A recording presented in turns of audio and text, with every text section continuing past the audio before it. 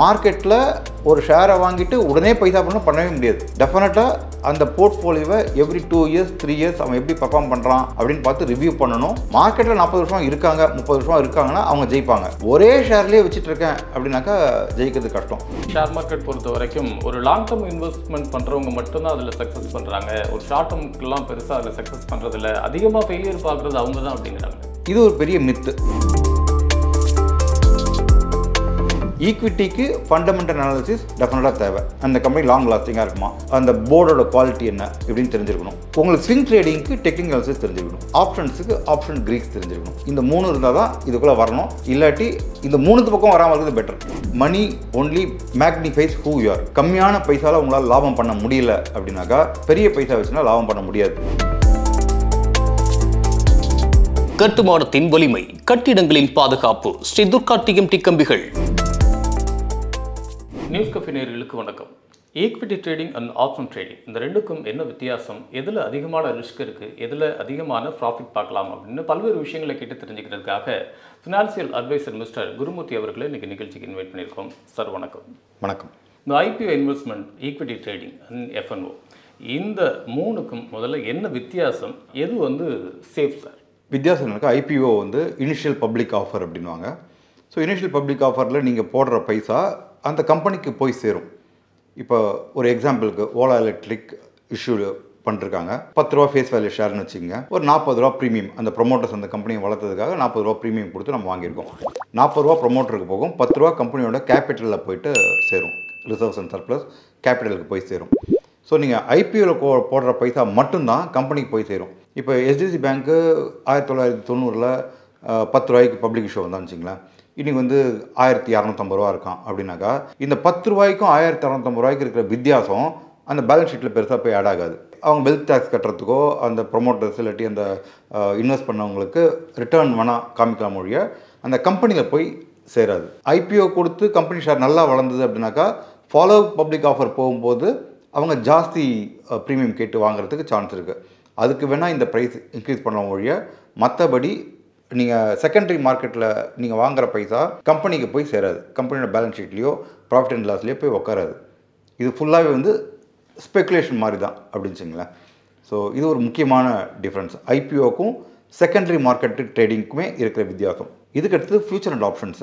இப்போ நீங்கள் செகண்டரி மார்க்கெட்டில் ஈக்விட்டி வாங்கி விற்கிறீங்க, அட்லீஸ்ட் இது அந்த கம்பெனியோட ஒரு பர்செப்ஷன் மேனேஜ்மெண்ட்டு, மார்க்கெட் கேபிட்டலைசேஷனை இன்க்ரீஸ் பண்ணுறதுக்கு சான்ஸ் இருக்குது. நீங்கள் எஃப்என்டோவில் ட்ரேட் பண்ணுறது ஃபுல் ஸ்பெக்குலேஷன். இதில் நீங்கள் பண்ணுற எதுவுமே கம்பெனியோட பர்செப்ஷன் மேனேஜ்மெண்ட் கூட உங்களுக்கு லிங்க் பண்ணாது. ஸோ இது தனியாக ஸ்பெக்குலேஷன் அப்படின்னு வச்சுங்களேன். இந்த 3 தான் முக்கியமான differentiators between IPO, secondary market equity trading and future and options. Future and options ஹெட்ஜிங்காக யூஸ் பண்ணுறாங்க, ஒரு இன்சூரன்ஸ் மாதிரி அப்படின்னு வச்சுங்களேன். ஸோ இன்சூரன்ஸ் ஒரு அண்டர்லைங் அசட் இருந்தால் தான் இன்சூரன்ஸை வாங்கணும். பட் மக்கள் இப்போ என்ன பண்ணுறாங்கனாக்கா இன்சூரன்ஸை டேரெக்டாக வாங்கிட்டு இருக்காங்க. கையில் அவங்ககிட்ட அசட்டே இல்லை, பட் இன்சூரன்ஸ் வாங்கிட்டே இருக்காங்க. அசட்லாம் இன்சூரன்ஸ் வாங்கி என்ன பிரயோஜனம்? ஸோ அசட் இருக்கணும், இன்சூரன்ஸ் வாங்கணும். இது மாதிரி இருந்தாக்கா எஃப்என்டோவும் உங்களுக்கு ப்ராஃபிட்டபுளாக கொடுக்கும். அசட் இல்லாமல் வாங்கினாக்கா ரொம்ப பார்த்து பண்ணணும். ஆனால் இந்த 3 ட்ரேடிங்லேயுமே ஆப்ஷன் ட்ரேடிங் அப்படிங்கிறது நிறைய ஃபினான்ஷியல் அட்வைஸஸ் சொல்கிறது என்னென்னா, ஆப்ஷன் ட்ரேடிங் பக்கம் பெருசாக போகாதீங்க, அது ரொம்ப டேஞ்சரான விஷயம் அப்படின்னு சொல்கிறாங்க. பப்ளிக் சைட்லேயும் அந்த மாதிரியான ஒரு தாட்டு தான் இருக்குது. இன்னும் சொல்லப்போனால் வாரன் பஃபட் கூட ஒரு வார்த்தை சொல்லியிருக்கிறாரு, நம்மளோட செல்வத்தெல்லாம் அழிக்கக்கூடிய ஒரு ஆயுதம் மாதிரி தான் ஆப்ஷன் ட்ரேடிங் அப்படிங்கிறாரு. ஸோ என்ன காரணத்தினால இப்படி ஒரு அபாயகரமாக அதை பார்க்கப்படுது? இந்த ஆப்ஷன் ட்ரேடிங் ட்ரூ நாலேஜ் இல்லாமல் வந்தீங்கன்னாக்கா ஈக்விட்டி மட்டும் இல்லை, ஆப்ஷனாக இருந்தாலும் ஃபியூச்சர்ஸாக எதில் இருந்தாலும் பைசா தொலைக்கிறதுக்கு வாய்ப்பு இருக்குது. செபியில் இப்போ லேட்டஸ்ட்டாக 2 பேப்பர் வெளியிட்டாங்க. ஆப்ஷன் ட்ரேட் பண்ணுறவங்க 90% பேர் தோத்துடுறாங்க, 10% தான் ஜெயிக்கிறாங்க. அந்த 10%லேயும் பல பேர் 30-40% சார்ஜஸ் கொடுத்துட்றாங்க. அவங்க ஜெயிக்கிற அமௌண்ட் கம்மின்னு சொல்லியிருக்காரு. இதுக்கடுத்து ஈக்விட்டிக்கு ரிப்போர்ட் கொடுத்துருக்காங்க. அது இன்னும் கொஞ்சம் டென்ஷனாக இருக்குது. ஈக்விட்டி ட்ரேடிங் பண்ணுறவங்க 30% ஜெயிக்கிறாங்க, 70% தோக்குறாங்க அப்படின்னு சொல்லிட்டு சொல்லியிருக்காங்க. ஸோ அதில் 90%, இதில் 70%, அவ்வளோதான் வித்தியாசம். பெரிய ஈக்விட்டிலையும் பைசா தொலைக்கிறவங்க இருக்காங்க. விஷயம் தெரியாமல் இருந்தால் நீங்கள் எது பண்ணாலும் பைசா தொலைப்பீங்க. அது ஈக்விட்டியாக இருந்தாலும் சரி, வேறு ஏதாவது பிஸ்னஸ் பண்ணாலும் சரி, வேலை பண்ணாலும் சரி, ஆப்ஷன் ட்ரேடிங் பண்ணாலும் சரி, இது ஒரு பிஸ்னஸ்ஸு. இதுக்கு தேவையான எல்லா நாலேஜையும் டெவலப் பண்ணிக்கிட்டு, எனக்கு தேவையான என்ன டூல்ஸையும் வச்சுக்கிட்டு நான் ட்ரேட் பண்ணுவேன்னு வந்தால் தான் ஜெயிக்க முடியும். இது இங்கே மட்டும் இல்லை, எந்த வேலைக்கு போனாலும் சரி, எந்த பிஸ்னஸ் பண்ணாலும் சரி. இதில் வாங்குறதுக்கு ஈஸியாக இருக்குது. F1 போட்டு என்டர் தட்டினா வாங்கிடுது, F2 போட்டு என்டர் தட்டினா வித்துடுதுன்னு சொல்லிட்டு இவ்வளோ ஈஸியாக இருக்குன்னு சொல்லிட்டு மக்கள் வந்து ட்ரேட் பண்ணுறாங்க. இதுதான் பிரச்சனையே. ஃபஸ்ட்டு நாலேஜ் அக்வயர் பண்ணிக்கணும், கம்மியான கேபிட்டல் ஸ்டார்ட் பண்ணி ட்ரேட் பண்ண ஆரம்பிக்கணும். Money only magnifies who you are அப்படின்வாங்க. நீங்கள் பெரிய கஞ்சனாக இருந்தீங்கன்னாக்கா உங்கள்கிட்ட ஒரு 2 கோடி ரூபா பைசா வந்துன்னா மிகப்பெரிய கஞ்சனாவீங்க. 2 கோடி வச்சுட்டு கஞ்சனாவீங்க. 10,000 ரூபா பைசா வச்சுட்டு பெரிய செலவாளியாக இருந்தீங்கன்னாக்கா 2 கோடி ரூபா உங்ககிட்ட வந்தீங்கன்னாக்கா மிகப்பெரிய செலவாளி ஆவீங்க. Money magnifies who you are. So கம்மியான பைசா வச்சுக்கிட்டு நீங்கள் லாபம் சம்பாதிச்சிட்டிங்க அப்படின்னாக்கா ஜாஸ்தி பைசா வரும்போது ஜாஸ்தி லாபம் சம்பாதிப்பீங்க. ஸோ நீங்கள் கம்மியான பைசா வச்சுன்னு பைசா தொலைச்சிங்கன்னாக்கா உங்கள்கிட்ட 2 கோடி ரூபா பைசா இருந்தால் ஜாஸ்தி தொலைப்பீங்க, அவ்வளோதான். ஸோ நீங்கள் ஸ்டார்ட் பண்ணும்போது கம்மியான கேபிட்டல் வச்சு ஆரம்பிக்கணும், அதை மல்டிப்ளை பண்ண கற்றுக்கணும், ஜாஸ்தி கேபிட்டல் இன்க்ரீஸ் பண்ணணும், ஜெயிக்கணும்.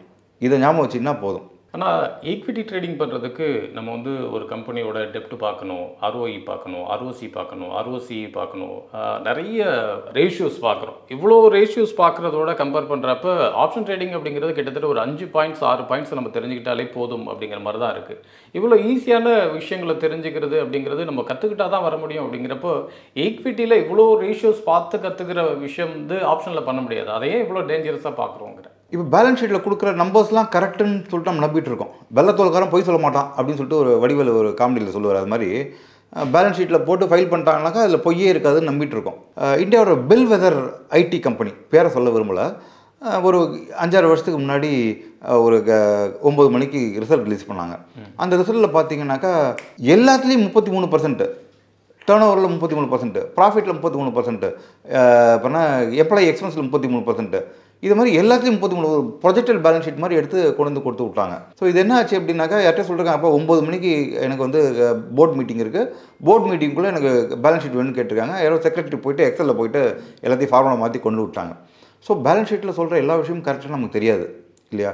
எல்லா விஷயம் கரெக்டுனாக்கா 2018-19 எண்டு வரைக்கும் ரிலையன்ஸ் அனில் திர்பானி அம்பானி குரூப்பு 4,98,000 கோடி ஒர்த்து ஃபோர்ப்ஸ் மேகசினில் டாப் 10ல் இருந்தார் அவர். நான் 2018-19 சொல்கிறேன்.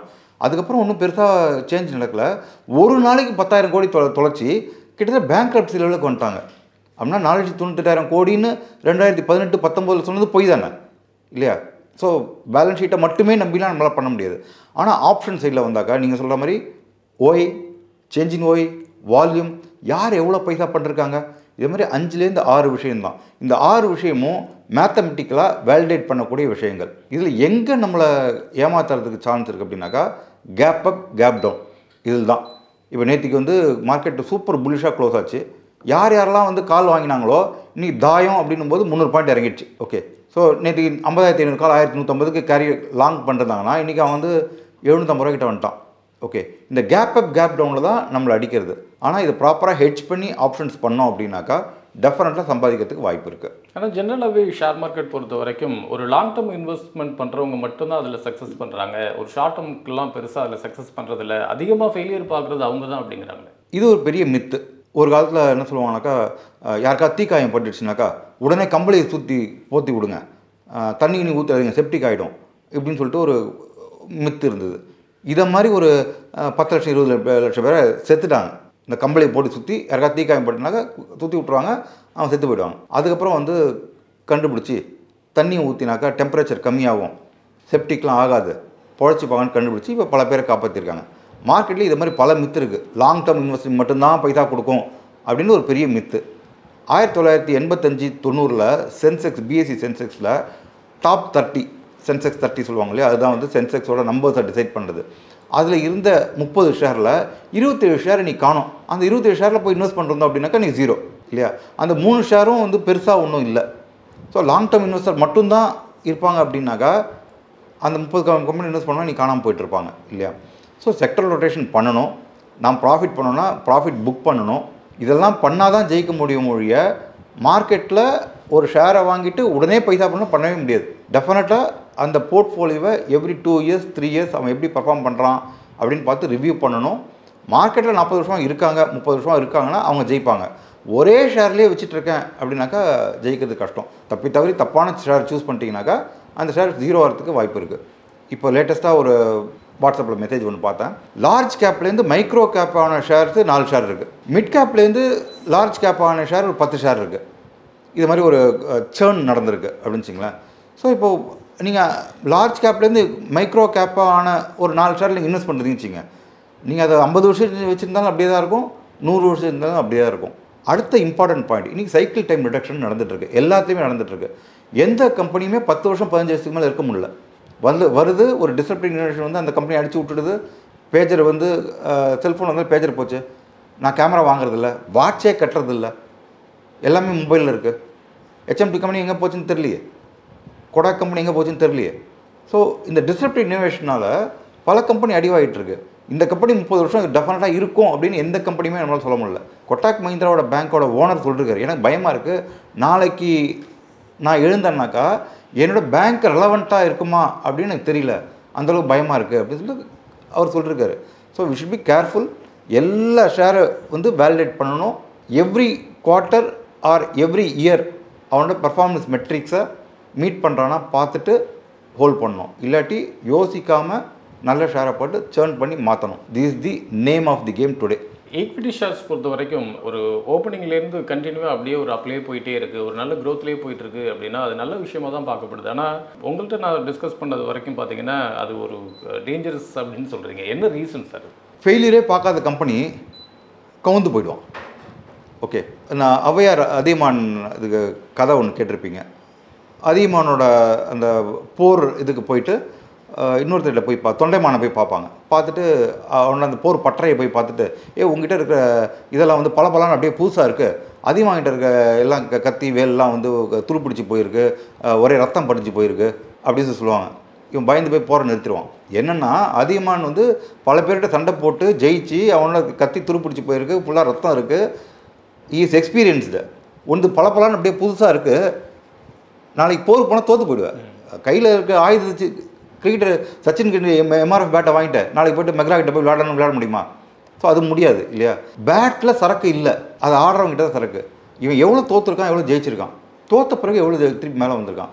இந்த மாதிரி கம்பெனி தான் ஜெயிக்கும். இது வந்து பல நாள் முன்னாடி பேர் சொல்ல வரும்போது அந்த கம்பெனி சொன்னால், அந்த கம்பெனி ஃபெயிலியரே பார்க்காத கம்பெனி முதல் தடவை ஃபெயிலியரை பார்த்தா எழுந்துக்கவே இல்லை. இப்போ நம்ம State Bank of India, Canara bank, இது மாதிரி பேங்க்லாம் பார்த்தீங்கன்னா ஒரு 10,000 கோடி லோன் கொடுப்பாங்க, அந்த 10,000 கோடி திருப்பி கட்ட மாட்டான், அதை வசூலிப்பாங்க, எஃபர்ட் போடுவாங்க, மேலே போகும், கீழே இறங்கும். இப்போ இந்த மாதிரி கம்பெனிலாம் எக்ஸ்பீரியன்ஸ் இருக்கிறதால, ஏற்கனவே எக்ஸ்பீரியன்ஸில் தொலைச்சதை திருப்பி ரெக்கவர் பண்ணுறதுல அவங்க போட்ட எஃபர்ட்டால் they'll become wise. அவங்களால லாங் லாஸ்டிங்காக இருக்க முடியும். ஜெயிச்சுட்டே இருக்கிற கம்பெனி, தோல்வியே சந்திக்காத கம்பெனி என்றைக்கு முதல் தோல்வியை பார்க்குறோம் அன்றைக்கி தோற்றுருவோம். ஸோ அதனால் விப்சாஸ் இருக்கிற கம்பெனி, தோத்துட்டு ஜெயிச்ச கம்பெனி, இதை மாதிரி கம்பெனியை பார்த்தீங்கன்னாக்கா லாங் லாஸ்டிங்காக உங்கள் கேபிட்டல் ப்ரொடெக்டடாக இருக்கும். இல்லை, ஜென்ரலாகவே ஒரு கம்பெனி தோற்று அதுக்கப்புறமா ஜெயிக்கிற கம்பெனிகள் அப்படிங்கிறது நம்ம லிஸ்ட் பண்ணியிருக்கிற நிறைய கம்பெனிஸ் பார்க்குறோம். ஒரு இடத்துல ஃபால் வந்திருக்கு, அதுக்கப்புறமா அகைன் மறுபடி டெவலப் ஆகி தான் வந்திருக்கிறாங்க. அப்படி பார்க்குறப்ப அகைன் அவங்களுக்கு இன்னொரு சான்சஸ் இருக்கிற மாதிரி தானே தெரியுது. ஃபஸ்ட்டு ஒரு ஃபால் வந்துடுச்சு அப்படின்னாக்கா அதுக்கப்புறமா அவங்களால மீளவே முடியாதுங்கிறது நம்ம எதை வச்சு சொல்ல முடியும்? இல்லை, மீளவே முடியாதுன்னு சொல்லலை. குவார்டர் ஆன் குவார்ட்டர் ப்ராஃபிட் காமிக்கிறதே ஒரு பெரிய தப்புன்னு சொல்லுவேன். எப்படி ஒரு குவார்டர் ஆன் குவார்ட்டர் வந்து ஒரு கம்பெனியால் ப்ராஃபிட் காமிச்சிட்டே இருக்க முடியும்? எல்லாத்துக்குமே ஒரு சைக்கிள் இருக்குது. நீங்கள் வந்து ஒரு போத்தி ஷோரூம் போனீங்கன்னாக்கா காத்தால 10 மணிக்கு கடை தந்துடுவாங்க, பட் சாயங்காலம் 5:30லேருந்து நைட் 8:30 மணிக்கு தான் சேல்ஸ் நடக்கும். ஆனால் 10 மணிக்கு கடையை திறந்து வைக்கணும். ஒரு காலேஜ் போனீங்கன்னாக்கா மே மாதத்துலேருந்து ஜூலை மாதம் வரைக்கும் தான் அவங்களுக்கு ஃபீஸ் ரெவன்யூ வரும். They become good pay masters only during that time. அதுக்கப்புறம் போனீங்கன்னாக்கா திருப்பி அடுத்த மேக்கு வாங்கன்றுவாங்க. ஸோ இது எல்லா இதுக்கும் ஒரு சைக்கிள் இருக்கும். ஓகே, நீங்கள் எல்லா குவார்ட்டருக்குமே பைசா காமிக்கணும், 20% க்ரோத் காமிக்கணும், 25% க்ரோத் காமிக்கணும் அப்படின்னாக்கா பேலன்ஸ் ஷீட்டை குக்கப் பண்ண தான் காமிக்க முடியும். நீங்கள் பேலன்ஸ் ஷீட்டை குக்கப் பண்ணிகிட்டே வந்திருந்தீங்கன்னாக்கா ஒரு இடத்துல நீங்கள் டேக்ஸ் கட்டணும், ஜிஎஸ்டி கட்டணும், எல்லாமே பொய்யா நீங்கள் பேலன்ஸ் ஷீட் சொல்லிட்டீங்க, ஜிஎஸ்டி கட்ட முடியாது, எதாவது கட்ட முடியாதுனாக்கா அந்த இடத்துல ஃபெயில் ஆகிடுவீங்களா? ஒரு தப்பு பண்ணிங்கனாக்கா அது கேஸ்கேடிங் தப்பாகிடும். தப்பை மறைச்சிங்கனாக்கா இன்னும் பெரிய பிரச்சனை. மறைக்காமல் தப்பை அக்செப்ட் பண்ணிவிட்டு அதை கரெக்ட் பண்ணிட்டு வருது பெட்டர். பல கம்பெனி எனக்கு அடுத்த வாட்டி லோன் வேணும், அடுத்த வாட்டி எனக்கு என்ன சொல்கிறது ஃபாலோ பப்ளிக் ஆஃபர் போகணும், இதுக்காக புக்ஸை குக்கப் பண்ணி இல்லாத இன்கம் இருக்கிறதா காமிச்சு வளர்த்துட்டே போவாங்க, குவார்டர் ஆன் குவார்டர் ப்ராஃபிட் காமிச்சே போவாங்க. பட் ஒரு இடத்துல அவங்க மாட்டிப்பாங்கல்ல, ஒரு இடத்துல தப்பு பண்ணிட்டீங்கன்னா 300% பெனால்ட்டி போட்டுருவான், 30% வட்டி போட்டுருவான், அடுத்த லோன் கிடைக்காது. இவ்வளோ நாள் நீ பண்ணதெல்லாம் போய் தானா அப்படின்னு வந்துடும் இல்லையா? That's a saying, whenever someone shows to you who they are, believe them for the very first time அப்படின்வாங்க. நான் யாருன்னு நீ காமிச்சிட்டேன் அப்படின்னு வச்சுங்களேன், இவ்வளோ நாளாக 10 வருஷமாக நான் பண்ணதெல்லாம் போய் நான் இன்றைக்கி என்னோட ரியல் ஃபேஸ் தெரிஞ்சிட்டு இல்லை. ஸோ அந்த இடத்துல போய் சிக்கிப்போம். ஸோ அதனால் முடிஞ்ச வரைக்கும் யாரெல்லாம் அவங்கள புக்ஸை கரெக்டாக மெயின்டைன் பண்ணி லாஸ்னா லாஸு ப்ராஃபிட்னா ப்ராஃபிட் இப்படி காமிச்சு அப்ஸ் அண்ட் டவுன்ஸ் இருக்கோ அந்த மாதிரி ஷேரு லாங் டேர்ம் லாஸ்டிங் பண்ணுறதுக்கு சான்ஸ் இருக்குது. ப்ராஃபிட்டே காமிச்சிட்டு இருக்கிற ஷேர் இந்தியன் எக்கானமி டவுன் ஆகிடுச்சு, ஒரு பேங்க் மட்டும் 25% க்ரோத் காமிக்கிறான்னு எப்படி நடக்கும்? வாய்ப்பே கிடையாது இல்லையா? அந்த பேங்க் அடிவாகும். ஒன்று அது ஃபால்ஸ் ரிப்போர்ட்டாக இருக்கணும். ஃபால்ஸ் ரிப்போர்ட் இருக்கணும். ஓகே, கன்சிஸ்டண்டாக வந்து ஒரு 100 குவார்ட்டருக்கு ஒரு கம்பெனி வளர்ந்தே இருக்கணும்னாக்கா ஒன்று கடவுளால் முடியும், இல்லாட்டி பொய் சொல்கிறாலும் முடியும். கடவுள் இல்லை, பொய் சொல்கிறால தான் முடியும் அப்படின்னு வச்சுங்களேன். I would say accept your failures, learn from that, grow, don't book the books. Any company that books the books அந்த கம்பெனியை அவாய்ட் பண்ணிடணும்.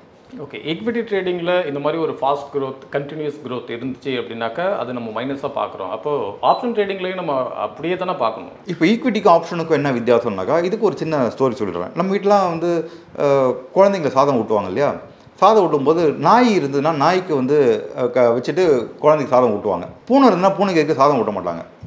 இந்த நாய் என்ன நினைக்கும்னாக்கா, இந்த குழந்தைக்கு சாதம் போடுது, இந்த லேடிக்கு இன்னும் 2-3 குழந்தை பிறந்ததுனாக்கா எனக்கு ஜாஸ்தி சாதம் கிடைக்குமே அப்படின்னு நினைக்குமா. இந்த பூனை கிட்ட எதிர்க்க சாதம் போட்டிங்கன்னா இந்த குழந்தையால தான் எனக்கு சாதம் கிடைக்க மாட்டேங்குது, எனக்கு எக்ஸ்ட்ரா சாதம் கிடைக்கணும், பட் இந்த குழந்தை இருக்கிறதால எனக்கு சாதம் கிடைக்க மாட்டேங்குது, இந்த குழந்தை செத்தா எனக்கு ஃபுல் சாதம் கிடைக்கும் அப்படின்னு சொல்லிட்டு நினைக்குமா. ஸோ ஈக்விட்டிக்கும் ஆப்ஷனுக்கும் இருக்கிற பெரிய வித்தியாசம் இதுதான். ஈக்விட்டியில் அந்த கம்பெனியில் வேலை பண்ணுறவன், அந்த கம்பெனியோட ப்ரொமோட்டர்ஸு, அந்த கம்பெனிக்கு சப்ளை பண்ணுறவன், இன்வெஸ்டர்ஸு, ட்ரேடர்ஸு எல்லாருமே இந்த கம்பெனி மல்டி பேக்கர் ஆகணும், 10 ரூபாயிலேருந்து 20 ரூபா ஆகணும், 20 100 ரூபா ஆகணும், 100 ரூபா 1000 ரூபா ஆகணும் அப்படின்னு சொல்லி நினைப்பாங்க. ஆனால் ஆப்ஷனை பொறுத்த வரைக்கும் ப்ரீமியம் 0 ஆகணும். இதுதான் பெரிய ஆட்களோட மெயின் எண்ணம். ப்ரீமியம் சாப்பிடணும், 200 ரூபா ப்ரீமியமாக அடுத்த புதன்கிழமை அது 0 ஆகிடணும். 0 ஆகணும், 0 ஆகணும், 0 ஆகணும் அப்படின்ற ஒரே மைண்ட் செட்லேயே எல்லாருமே இருக்காங்க. அதனால் நாய்க்கும் பூனைக்கும் இருக்கிற வித்தியாசம் ஆப்ஷனுக்கும் ஈக்விட்டிக்கும் இருக்கிற வித்தியாசம். ஓகே, ஆப்ஷன் அண்ட் ஈக்விட்டிக்கு உண்டான டிஃப்ரென்சஸை பார்க்குறோம். ரெண்டுக்கும் சேமாக ஒத்து போகிற மாதிரியான என்ன விஷயங்கள் இருக்குது? இப்போ நான் ஈக்விட்டி பண்ணிட்டு இருக்கேன் அப்படின்னா ஓகே இதெல்லாம் இவ்வளோ ப்ளஸ் இருக்குது அப்படிங்கிறதுனால நான் ஆப்ஷன் ட்ரேடிங் வரேன் அப்படிங்கிறப்போ ரெண்டையும் கம்பேர் பண்ணுறப்ப ரெண்டுக்கும் கனெக்டிவிட்டி ஏதாவது இருக்கான்னு கேட்குறேன். ஈக்விட்டி ட்ரேடிங் வந்து ஒரு லாங் டேர்ம் இன்வெஸ்டிங் அப்படின்னு சொன்னோம் இல்லையா? ஸோ இப்போ நீங்கள் வந்து ஒரு தேக்கு மரம் சந்தன மரம் நட்டிங்க. இந்த தேக்கு மரம் சந்தன மரம் வளர்கிறதுக்கு 15 வருஷம் 20 வருஷம் ஆகும். ஒரு கிருத் இந்த அளவுக்கு வரதுக்கு ஒரு 20 வருஷம் ஆகும்னு வச்சுக்கலாம்.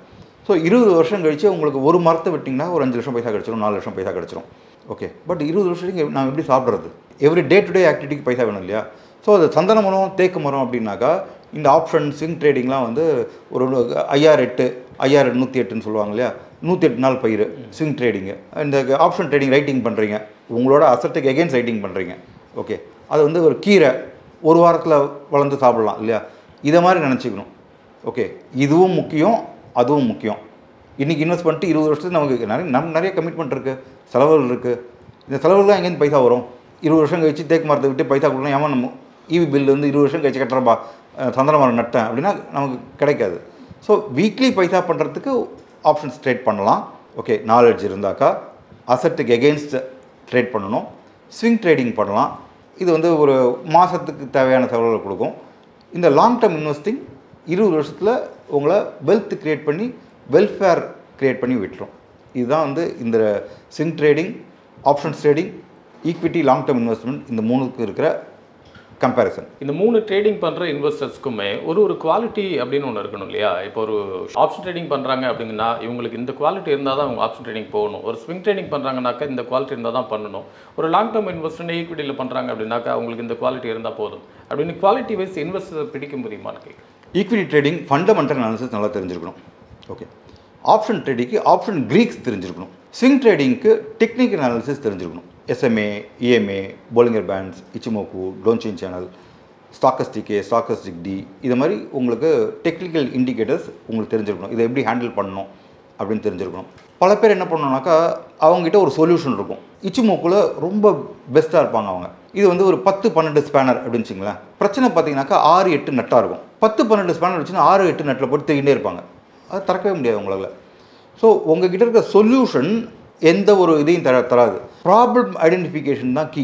இது என்ன ப்ராப்ளம், அதுக்கு தேவையான சொல்யூஷன் என்கிட்ட இருக்கா, இதுதான் வந்து உங்களுக்கு தீர்வு தரும ஒழிய என்கிட்ட இந்த ஒன் சைஸ் ஃபிட்ஸ் ஆல் இதை வச்சுட்டு நான் எதை வேணாலும் தரப்பேன் அப்படின்னு பண்ணால் நடக்காது. ஸோ உங்களோட நாலேஜ் என்ன அப்படின்னு தெரிஞ்சுக்கணும். ஈக்விட்டிக்கு ஃபண்டமெண்டல் அனாலிசிஸ் டெஃபினட்டாக தேவை. அந்த கம்பெனி லாங் லாஸ்டிங்காக இருக்குமா, அந்த போர்டோட குவாலிட்டி என்ன இப்படின்னு தெரிஞ்சிருக்கணும். உங்களுக்கு ஸ்விங் ட்ரேடிங்க்கு டெக்னிக்கல் அனாலிசிஸ் தெரிஞ்சிருக்கணும். ஆப்ஷன்ஸுக்கு ஆப்ஷன் கிரீக்ஸ் தெரிஞ்சிருக்கணும். இந்த 3 இருந்தால் தான் இதுக்குள்ளே வரணும். இல்லாட்டி இந்த 3 பக்கம் வராமல் இருக்கிறது பெட்டர். எஸ்ஐபி, மியூச்சுவல் ஃபண்டு இந்த பக்கம் இருக்கிறது சேஃப். ஓகே, இந்த 3 ட்ரேடிங்க்கும் இந்தந்த குவாலிட்டிஸ் இருந்தால் தான் இவங்க பண்ணணும் அப்படின்னு சொல்கிறீங்க. ஆனால் இன்னொரு பக்கம் ஏஜ் வைஸ் டிஃப்ரென்சஸ் இதுலேயும் சில பிரச்சனைகளை பார்க்குறோம். ஈக்விட்டி பண்ணுறவங்க அண்ட் ஸ்விங் ட்ரேடிங் பண்ணுறவங்க, ஆப்ஷன் ட்ரேடிங் பண்ணுறவங்க, ஏஜ் கேட்டகரி வைஸ் இவங்களுக்கு இதெல்லாம் செட் ஆகாது, இதை ஏன் இதை பண்ணிட்டு இருக்காங்க அப்படிங்கிற மாதிரியான ஒரு கொஸ்டின் மார்க்கெட்டில் இருக்குது. என்னென்ன ட்ரேடிங்க்கு என்னென்ன ஏஜில் இருந்தால் பெட்டர், அவங்க அதை பண்ணலாம்?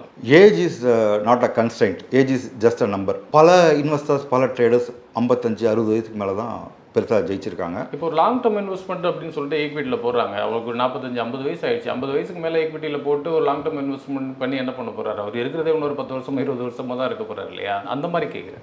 இன்றைக்கி மரத்தை நட்டால் நாளைக்கு வந்து மாம்பழம் சாப்பிட முடியாது. நம்ம பசங்க சாப்பிடலாம் இல்லையா? 50 வயசு ஆயிடுச்சு அப்படின்னு சொல்லிட்டு நான் வந்து இதை பண்ண மாட்டேன், இதை பண்ணுவேன்னு சொல்லிட்டு தப்பாக பண்ணி தோக்கிறத விட சரியாக பண்ணி நம்ம பசங்களுக்கு கல்யாணம் நடக்கும், ஸ்கூல் ஃபீஸ் கட்டணும், அதுக்கு பைசா சேர்த்து வைக்கலாமே. ஸோ இந்த மைண்ட் செட்டை நம்ம கரெக்டாக புரிஞ்சுக்கணும். Okay, age is never a criteria. இன்வெஸ்டிங்க்கோ ட்ரேடிங்க்கோ இஸ் நெவர் அ கிரைட்டீரியா. உங்களோட பேஷன் எப்படி நீங்கள் அப்சர்வ் பண்ணிக்கிறீங்க இதுதான் ரொம்ப கீ. சைக்காலஜி ரொம்ப கீ. 20 வயசில் வந்து நீங்கள் ரொம்ப எஜிடேட்டடாக இருப்பீங்க, நிறைய ட்ரேட் பண்ணுவீங்க, பெரிய ட்ரேட் எடுப்பீங்க, நமக்கு லைஃப் பின்னாடி இருக்குது அப்படின்னு சொல்லி பண்ணுவீங்க. ஸோ நீங்கள் 40-45 வயசு ஆகும்போது மெச்சூர் ஆகிடுவீங்க. பைசா தொலைச்சா நம்மளுக்கு பின்னாடி என்ன பேசுவாங்கன்னு உங்களுக்கு தெரியும் இல்லையா? நாய் கூட சேர்ந்தது இல்லையா? பைசா தொலைச்சிட்டோம், பைசா இல்லைன்னாக்கா அவங்களுக்கு அந்த பட்டறிவு இருக்கும். அந்த பயத்தில் ட்ரேட் பண்ணுவாங்க, பார்த்து ட்ரேட் பண்ணுவாங்க. 20 வயசு பையன், 18 வயசு பையன் அவன் சம்பாதிச்சு ட்ரேட் பண்ண போகிறதில்ல. அவங்க அப்பா சம்பாதிச்சோ ஏதோ இந்த பைசா வச்சு பண்ண போகிறான், பெரிய சம்பாதிச்சிருக்க மாட்டான் இல்லையா? ஸோ 20 வயசில் இருக்கிறவங்க they should be very careful. இவங்க ட்ரேடிங்கை கரியராக வச்சுக்கணும் அப்படின்னாக்கா ஒரு பிஜி முடிச்சுட்டு என்ஐஎஸ்எம் சர்டிஃபிகேஷன்ஸ்லாம் முடிச்சுட்டு இன்வெஸ்ட்மெண்ட் அனலிஸ்ட்டாகவே ஆகலாம். உலகத்துலேயே பெஸ்ட் பேயிங் ஜாப் அப்படின்னு பார்த்தா investment analyst, investment advisor job தான் பெஸ்ட் பேயிங் ஜாப். ஸோ எவ்வளோக்குள்ள வயசு கம்மியாக இருக்கோ இவங்க ப்ரொஃபஷனலி குவாலிஃபைடு எடுத்துகிட்டு சர்டிஃபிகேஷன்லாம் பண்ணிவிட்டு லாங் டேர்மில் பண்ணலாம். இந்த 40-45 வயசுக்கு மேலே இருக்கிறவங்க ரொம்ப பொறுமையாக எனக்கு மாதத்துக்கு 1%, 1.5% பேங்க்கில் வந்து 8.5% ரிட்டர்ன் தரான் வருஷத்துக்கு அப்படின்னாக்கா இதில் 15%, 14% எனக்கு வந்தால் போதும், CAGR compounded annual growth rate வந்தால் போதும் அப்படின்னு சொல்லி ட்ரேட் பண்ணாக்கா அவங்க ஜெயிக்கலாம். So age is never a criteria. அவங்களோட மைண்ட் செட் என்ன, அவங்களோட கோல்ஸ் என்ன, இன்னும் 5 வருஷம் கழிச்சு எனக்கு என்னென்ன செலவுகள் இருக்குது, அதுக்கு நான் என்ன சம்பாதிக்கணும், அதில் எவ்வளோ பைசா எங்கே இன்வெஸ்ட் பண்ணால் எனக்கு பெஸ்ட்டாக கிடைக்கும் இப்படின்னு சொல்லிட்டு ஒரு root cause analysis, gap analysis, ஸ்வாட் அனாலிசிஸ் இந்த 3த்தையும் பண்ணிவிட்டு பண்ணணும். ஸ்வாட் அனாலிசிஸ்னால் உங்களோட ஸ்ட்ரென்த்து, வீக்னஸஸ், ஆப்பர்ச்சுனிட்டிஸ், த்ரெட்டு என்ன இருக்குது உங்களுக்கு, இது லிஸ்ட்டு போட்டு எழுதி வச்சுக்கணும். கேப் அனாலிசிஸ்னால் மார்க்கெட்டில் ஜெயிக்கிறதுக்கு பெரிய பெரிய ஆட்கள் சொல்லியிருக்காங்க. வாரன் பஃபெட் பார்த்துருக்கலாம், இல்லாட்டி ஜெஸ்ஸி லிவர்மோர் பார்த்துருக்கலாம், ராக்கெட் ஜின்ஜுவாலை பார்த்துருக்கலாம், இப்போ நம்ம புரிஞ்சு வெளியே சிஏ ரச்சனா ராணடே பல பேர் they have given some framework. இந்த ஃப்ரேம் ஒர்க்கில் இதெல்லாம் கற்றுக்கணும் அப்படின்னு சொல்லிட்டு உங்களுக்கு கொடுத்துருப்பாங்க. இப்போ இதெல்லாம் கற்றுக்கணும், எங்ககிட்ட இதெல்லாம் தெரியும், இதெல்லாம் தெரியாது, இந்த கேப் இருக்குது, இந்த கேப்பை ஃபில் பண்ணணும் அப்படின்னு சொல்லிட்டு முதல்ல நாலெட்ஜை நோக்கி போகணும். இந்த நாலெட்ஜ் வந்துடுத்துனாக்கா அதுக்கப்புறமா மார்க் ட்ரேடிங், அதுக்கப்புறமா கம்மியாக ஒரு ப்ரோட்டோடைப் க்ரியேட் பண்ணிவிட்டு அதில் ஜெயிக்கிறீங்களா பார்த்துட்டு அதுக்கப்புறமா உங்களோட கேபிட்டல் இன்க்ரீஸ் பண்ணணும், ட்ரேடிங் இன்க்ரீஸ் பண்ணணும். எடுத்த உடனே நீங்கள் என்ன 20 வயசாக இருந்தாலும் சரி, 40 வயசாக இருந்தாலும் சரி, 60 வயசாக இருந்தாலும் சரி, F1 போட்டால் பை, F2 போட்டால் செல், ஈஸியாக இருக்குன்னு சொல்லிட்டு நீங்கள் போய் உட்காந்திங்கனாக்கா டெஃபினட்டாக நஷ்டம் தான் வரும். So age is never a criteria, உங்கள் நாலேஜ் தான் key. Age is not important சொல்லிட்டீங்க, ஆனால் money is very very important அப்படின்னு பார்க்குறோம். எவ்வளோ அமௌண்ட் இருந்தால் இந்த மாதிரியான ட்ரேடிங்கில் இருக்கலாம் அப்படின்னு ஒன்று இருக்கு இல்லையா? ஆப்ஷன் ட்ரேடிங்காக இருக்கட்டும், ஸ்விங் ட்ரேடிங்காக இருக்கட்டும், அல்லது ஈக்விட்டியாக இருக்கட்டும், இந்த பர்டிகுலர் அமௌண்ட் இருந்தால் தான் இதுக்குள்ளார போகணும், இல்லைனா அதில் போக வேண்டாம் அப்படிங்கிற மாதிரி ஏதாவது இருக்கா? இதுக்கு முன்னாடி சொன்ன மாதிரி தான், money only magnifies who you are. கம்மியான பைசாவில் உங்களால் லாபம் பண்ண முடியல அப்படின்னாக்கா பெரிய பைசா வச்சுன்னா லாபம் பண்ண முடியாது. ஐ வுட் அட்வைஸ் 20,000 25,000 ரூபா கேபிட்டல். 1 ஷேர் வாங்குங்க, 2 ஷேர் வாங்குங்க. எப்பயுமே ப்ராஃபிட் வந்து உங்களுக்கு கான்ஃபிடன்ஸ் தராது, உங்ககிட்ட இருக்கிற கேபிட்டல் கான்ஃபிடன்ஸ் தராது. உங்கள்கிட்ட 10 கோடி ரூபா கேபிட்டல் இருக்குது, மார்க்கெட் பற்றி ஒன்றுமே தெரியாது, வந்து திருத்துன்னு முடிச்சுட்டு இருக்கணும். F1 போட தெரியாது, எப்படி வாங்கணும்னு தெரியாது, என்ன விற்கணும்னு தெரியாது அப்படின்னாக்கா இதான் வா அப்படின்னு விவேக் ஒரு படத்தில் கேட்பார். அது மாதிரி உட்காந்து 10 கோடி பைசா வச்சுட்டு என்ன பண்ணு தெரியாது முடிச்சுட்டு இருப்பீங்க இல்லையா? ஸோ நீங்கள் வந்து ஒரு ஷேர் வாங்குங்க, 100 சக்ஸஸ்ஃபுல் ட்ரேட் பண்ணுங்கள், ஜெயிக்கிறத ஒரு ஹேபிட்டாக மாற்றுங்க. ஹேபிட் ஆகி ஒரு 30-40 சக்ஸஸ்ஃபுல் ட்ரேட் கொடுக்குற கான்ஃபிடென்ஸு ஃப்ளூக்கில் ஒரு ஷேர் ஒரு ஆப்ஷன் வாங்கிட்டீங்க, 10 ரூபாய்க்கு ஆப்ஷன் வாங்கிட்டு 200 போயிட்டான், ஃப்ளூக் அப்படின்ச்சிங்க. உங்கள் மனசுக்கு தெரியும்ல அது ஃப்ளூக்குன்ட்டு, அது உங்களுக்கு கான்ஃபிடன்ஸ் தராது. ஸோ உங்ககிட்ட இருக்கிற 1 கோடியோ 2 கோடியோ 10 கோடியோ கேபிட்டல் உங்களுக்கு கான்ஃபிடன்ஸ் தராது. ஃப்ளூக்கில் நீங்கள் பண்ண லாபம் உங்களுக்கு கான்ஃபிடன்ஸ் தராது. ஒரு சிஸ்டமேட்டிக்காக ஒரு ஈக்விட்டி வாங்குறீங்க, 5 ரூபா 10 ரூபா பண்ணுறீங்க. இதை மாதிரி சக்ஸஸ்ஃபுல்லாக ஒரு 50லேருந்து 60 ட்ரேட் பண்ணிட்டீங்க, ஒரு ப்ரோட்டோடைப் ட்ரேட் பண்ணிட்டீங்கனாக்கா அது கொடுக்குற கான்ஃபிடன்ஸ் வேறு எதுவுமே கொடுக்காது. Focus on knowledge, focus on creating a prototype, அதை எப்படி ஸ்கேல் அப் பண்ணுறது அப்படின்னு பாருங்கள், ஜெயிக்கலாம். ஓகே, ஆனால் நியூ இன்வெஸ்டர்ஸ் அப்படின்னு ஃப்ரெஷ்ஷாக உள்ள வரவங்க என்ன பண்ணுறாங்கன்னா, அது தவறாக சரியானு தெரில.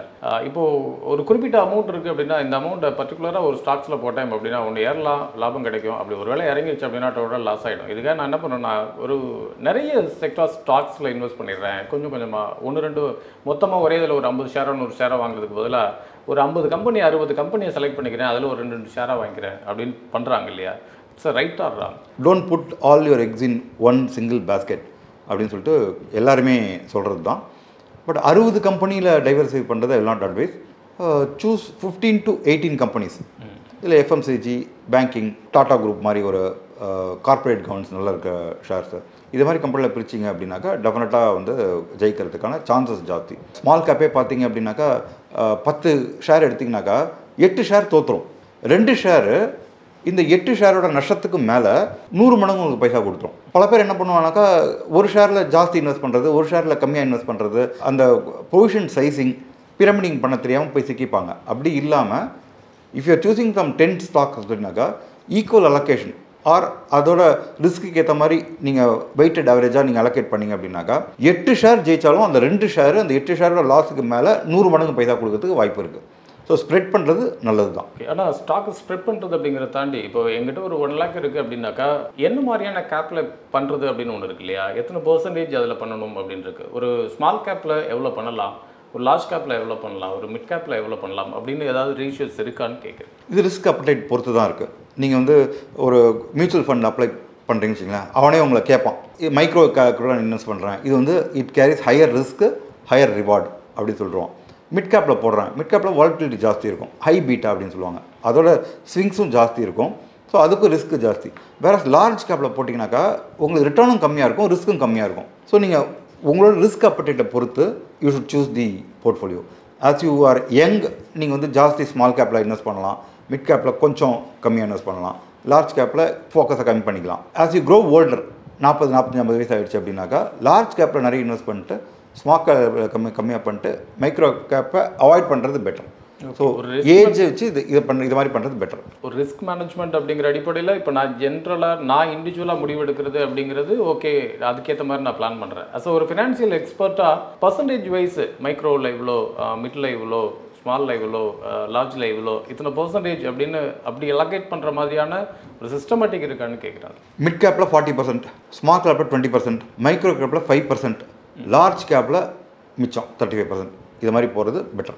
Okay, age is not important சொல்லிட்டீங்க. அதே மாதிரி மணி வைஸ் அப்படிங்கிறப்ப உங்களோட ரிஸ்க் மேனேஜ்மெண்ட் பொறுத்து அப்படின்னு சொல்லிட்டீங்க. ஆனால் என்ன ஸ்டாக்ஸை செலக்ட் பண்ணணும் அப்படிங்கிற ஒரு சுச்சுவேஷன் இருக்குது. இப்போ ஒரு ஈக்விட்டி ட்ரேடிங் பண்ணுறேன் அப்படின்னாக்கா இதுக்கு இந்த மாதிரியான ஸ்டாக்ஸ் பெட்டர், இதை இந்த மாதிரியான செக்டாரை செலக்ட் பண்ணலாம், இந்த மாதிரி ஸ்டாக்கை செலக்ட் பண்ணலாம். அதே மாதிரி ஆப்ஷன் ட்ரேடிங் வந்தாக்கா இந்த மாதிரி செக்டார் தான் செலக்ட் பண்ணணும், இந்த மாதிரி ஸ்டாக்ஸை தான் செலக்ட் பண்ணணும் அப்படிங்கிற மாதிரி ஏதாவது டிஃப்ரென்ஸ் இருக்கா? நிச்சயமாக இருக்குது. இப்போ வந்து நம்ம ஸ்டாக்ஸ் ட்ரேட் பண்ணுறோம் அப்படின்னாக்கா இண்டெக்ஸில் அவன் என்ன வெயிட்டேஜ் அப்படின்னு பார்க்கணும். இப்போ HDFC பேங்க் பார்த்தினாக்கா 28 30% weightage on bank Nifty. So HDFC bank மட்டும் மூவ் ஆனாலே பேங்க் நிஃப்டி நல்லா மேலே போயிடும். ஸோ எந்த இண்டெக்ஸில் இருக்கோ அந்த இண்டெக்ஸில் அவனோட வெயிட்டேஜ் என்ன, இதை முதல்ல பார்த்துட்டு வெயிட்டேஜ் ஜாஸ்தி இருக்கிற ஸ்கிரிப்பாக பார்த்து ட்ரேட் பண்ணுறது நம்ம கொஞ்சம் சேஃப். பேங்க் நிஃப்டி வந்து பை ட்ரிகர் கொடுத்துட்டான் அப்படின்னாக்கா பேங்க் நிஃப்டியில் இருக்க HDFC பேங்க் தான் ஃபஸ்ட்டு லீட் பண்ணும். ஸோ இந்த ஸ்டாக்கை சூஸ் பண்ணோன்னா நம்ம ஜெயிக்கிறதுக்கு சான்ஸ் ஜாஸ்தி. ஸோ பை ட்ரிகர் இண்டெக்ஸில் வந்துடுச்சு. இண்டெக்ஸில் வந்த பிறகு அதில் இருக்கிற ஹையஸ்ட் வெயிட்டேஜ் இருக்கிற ஸ்கிரிப்பை சூஸ் பண்ணோம் அப்படின்னாக்கா பை சைட்லையோ செல் சைட்லையோ நம்ம ஜெயிக்கிறதுக்கான சான்சஸ் ஜாஸ்தி. ஸ்டாக்கை சூஸ் பண்ணுறது ஃபஸ்ட்டு இண்டெக்ஸில் அந்த ஸ்டாக் இருக்கிற வெயிட்டேஜ், அதுக்கப்புறம் இண்டெக்ஸில் பை வந்த பிறகு அந்த ஸ்டாக்கில் பை வந்திருக்குனாக்கா நீங்கள் ஜெயிக்கிறதுக்கான சான்சஸ் ஜாஸ்தி. ஸ்டாக்ஸை இப்படி தான் சூஸ் பண்ணணும். ஸோ இப்போது இது மாதிரி வந்து FMCG அப்படின்னாக்கா ஐடிசி, ரைட்டிங்காகவே பிறந்த கம்பெனி ஐடிசி. ஸோ மக்கள்லாம் ஐடி ஷேர் வந்து ஒரு 10,000 ஷேர் 20 ஷேர் வாங்கி வச்சுருவாங்க. அதுக்கு எகெயின்ஸ்ட்டு ரெண்ட் மாதிரி டீப் ஓடிஎம் போட்டு டீப் ஓடிஎம் கால் ரைட் பண்ணிவிட்டு 1% 1.25% மாதத்துக்கு வட்டி வாங்கிட்டே இருப்பாங்க. ஆல்மோஸ்ட் 2008லேருந்து 2024 வரைக்கும் ஒரு ரேஞ்சுக்குள்ளேயே இருக்குது அப்படின்னு வச்சுங்களேன். ஸோ ஒரு மாதத்துக்கு உங்களுக்கு 1.5% வட்டி அப்படின்னு கணக்கு பார்த்தா கூட கிட்டத்தட்ட ஒரு 18 வருஷமாக ஒரு ரேஞ்சில் இருக்கான். 18 வருஷம் இன்ட்டு 1.5%, 18 வருஷம் இன்ட்டு 12 இன்ட்டு 1.5% லாபம் அந்த ஸ்கிரிப்டில். So ITC ரைட்டிங்காக. பையிங்காக நீங்கள் ட்ரெண்ட்னு ஒரு ஷேர் 180 ரூபா 200 ரூபா இருந்தது, 7,404 ரூபா வந்துட்டான். ஒரே சைடு அப்ளே போயிட்டுருக்கான். இப்போ இதை மாதிரி அதாவது கன்சியூவிட month on month, week on week, higher high higher low, higher high higher low அப்படி கொடுத்துட்ருக்கான். இது மாதிரி ஷேர்ஸை ஆப்ஷன்ஸில் பையிங்க்கு நீங்கள் பார்க்கலாம், புட் ரைட்டிங்க்கு பார்க்கலாம். ஸோ ஒரு ஷேரை எடுத்துகிட்டு அந்த ஸ்டாக்கோட சார்ட்டை பார்த்தீங்கன்னாக்கா கடைசி 10 வருஷத்தில் அவன் எப்படி பர்ஃபார்ம் பண்ணிருக்கான் அப்படின்னு பார்த்தாலே அந்த ஷேரை ரைட் பண்ணணுமா, புட் ரைட் பண்ணுமா, கால் ரைட் பண்ணுமா, கால் பை பண்ணுமா, புட் பை பண்ணுமா அப்படின்னு சொல்லி உங்களுக்கு ஐடியா தெரிஞ்சு போயிடும். எவ்ரி டே நிஃப்டியில் வந்து ஹையஸ்ட் ட்ரேடட் கான்ட்ராக்ட்ஸ் அப்படின்னு சொல்லிட்டு ஒரு லிங்க் கொடுக்குறான். கூகுளில் போய் நீங்கள் தேடினாலே தெரியும். ஹையஸ்ட் ட்ரேடட் கான்ட்ராக்ட்ஸ் டுடே அப்படின்னு சொல்லி போட்டிருப்பான். ஸ்டாக் ஆப்ஷன்ஸ் போட்டிருப்பான், இண்டெக்ஸ் ஆப்ஷன்ஸ் போட்டிருப்பான். நீங்கள் ஹையஸ்ட் ட்ரேடட் கான்ட்ராக்ட்ஸில் போயிட்டு பை ட்ரிகர் வந்து வாங்கினீங்கன்னாக்கா ஜெயிக்கிறதுக்கு சான்ஸ் ஜாஸ்தி. ஸோ நீங்கள் இல்லிக்விட் ஆப்ஷன்ஸில் போனீங்கன்னாக்கா பிட் ஆஸ் டிஃபரன்ஸே ஒரு 2% 3% இருக்கும். வாங்கினாக்கா 14 ரூபாய்க்கு வாங்கணும், வித்தாக்கா 10 ரூபாய்க்கு கொடுக்கணும். ஸோ உங்களுக்கு 4 ரூபா வாங்கிறது விற்கிற ஆர்பிட்ராஜ்லேயே நீங்கள் தொலைச்சிடுவீங்க இல்லையா. வேறு ஹையஸ்ட் ட்ரேடட் ஆப்ஷன்ஸ் பார்த்தீங்க அப்படின்னாக்கா 5 பைசா 10 பைசா வித்தியாசத்தில் பிட் ஆஸ்க்கு 5 பைசா 10 பைசாவில் இருக்கும். நீங்கள் 1 லட்சம் வாங்கினாலும் உங்களுக்கு சப்ளை இருக்கும், டிமாண்ட் இருக்கும். நீங்கள் பார்க்க வேண்டியது என்எஸ்சி வெப்சைட்டில் போயிட்டு ஹையஸ்ட் ட்ரேடட் கான்ட்ராக்ட்ஸ் டுடே அதில் பண்ணிவிட்டு அதில் பை ட்ரிகர் வந்த பிறகு ஆர் செல் ட்ரிகர் வந்த பிறகு ரைட்டிங் பண்ணிங்க அப்படின்னாக்கா உங்களுக்கு ஜெயிக்கிறதுக்கான சான்சஸ் ஜாஸ்தி. ஈக்விட்டி அண்ட் ஆப்ஷன் ட்ரேடிங் ரெண்டுக்கும் என்ன டிஃப்ரென்சஸ், என்ன மாதிரியான ரிஸ்க் இருக்குது, எதெல்லாம் இன்னும் சுலபமாக பண்ணலாம் அப்படின்னு நிறைய விஷயங்களை இன்றைக்கி எங்களோட ஷேர் பண்ணிட்டீங்க. நிகழ்ச்சிக்கு வந்தமைக்கு மிக்க நன்றி சார். நன்றி, வணக்கம். மீண்டும் மற்றொரு நிகழ்ச்சியில் சந்திப்போம். வணக்கம். இந்த வீடியோ உங்களுக்கு பிடிச்சிருந்தா லைக் பண்ணுங்க, ஷேர் பண்ணுங்க, கமெண்ட் பண்ணுங்க, மறக்காம பெல் பட்டனை கிளிக் பண்ணிட்டு சப்ஸ்கிரைப் பண்ணிடுங்க.